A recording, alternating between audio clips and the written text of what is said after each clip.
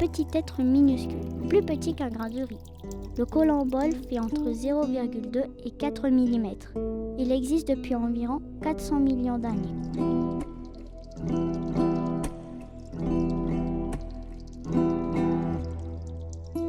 Les colemboles constituent le troisième groupe le plus important du sol, après les nématodes et les acariens. Ce n'est pas un insecte comme on le pensait autrefois.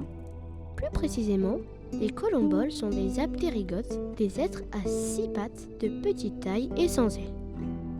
On parle de plus de 8000 espèces différentes et il en reste encore de nombreuses à découvrir. Dans les milieux forestiers, où abondent les feuilles en décomposition, on peut compter jusqu'à 400 000 individus par mètre carré. Certains sont colorés, d'autres non. Certains ont des plus petites pattes, d'autres sont aveugles, notamment ceux qui vivent bien en dessous dans le sol. On pourrait les confondre avec d'autres habitants du sol, comme cette espèce de minuscule punaise.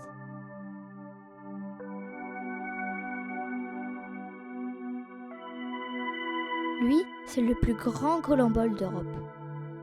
Parmi les espèces qui vivent plutôt en surface comme lui, certains colomboles sont munis d'une furca.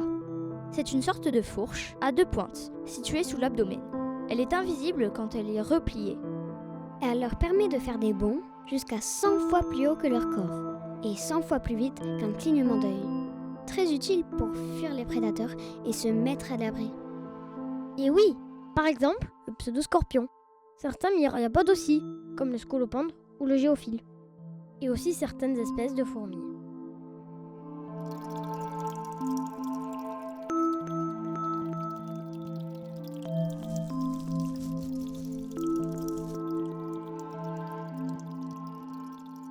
Les colomboles sont présents dans le monde entier, dans tous les types de milieux terrestres. Le sol, les herbes, le sable, la grotte, à la surface des mares.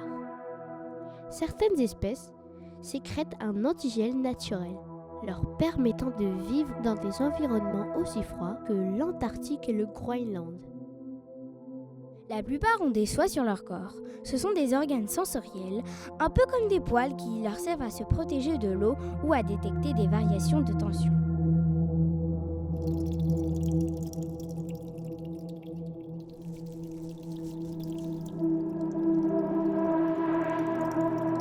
Ces animaux sont surtout très utiles pour la vie du sol car ils participent à la fragmentation et au recyclage des végétaux morts. Ils sont le second maillon de la chaîne de décomposition de la matière organique après les myriapodes. Ils régulent les populations de micro-organismes comme les champignons, les bactéries, les micro-algues. Son tube ventral, appelé aussi colophore, est un organe très important pour lui.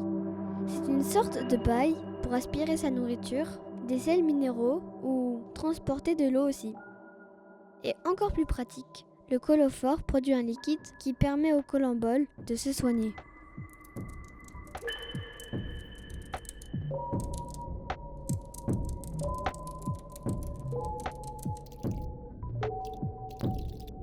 En se déplaçant dans le sol, en creusant de minuscules galeries, le colombole contribue à aérer la terre. Un sol bien aéré permet une meilleure circulation de l'eau et de l'oxygène, ce qui est important pour le développement des racines et des plantes.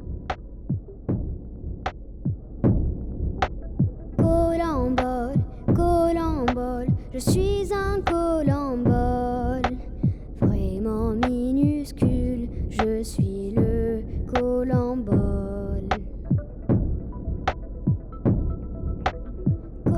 De nombreuses activités humaines peuvent déranger les colomboles. La pollution des métaux, les pesticides, le béton. Je suis le colombole.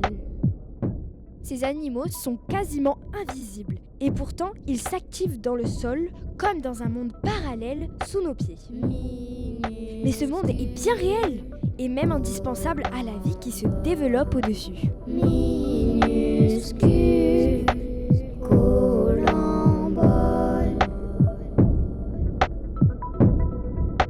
Vraiment minuscule.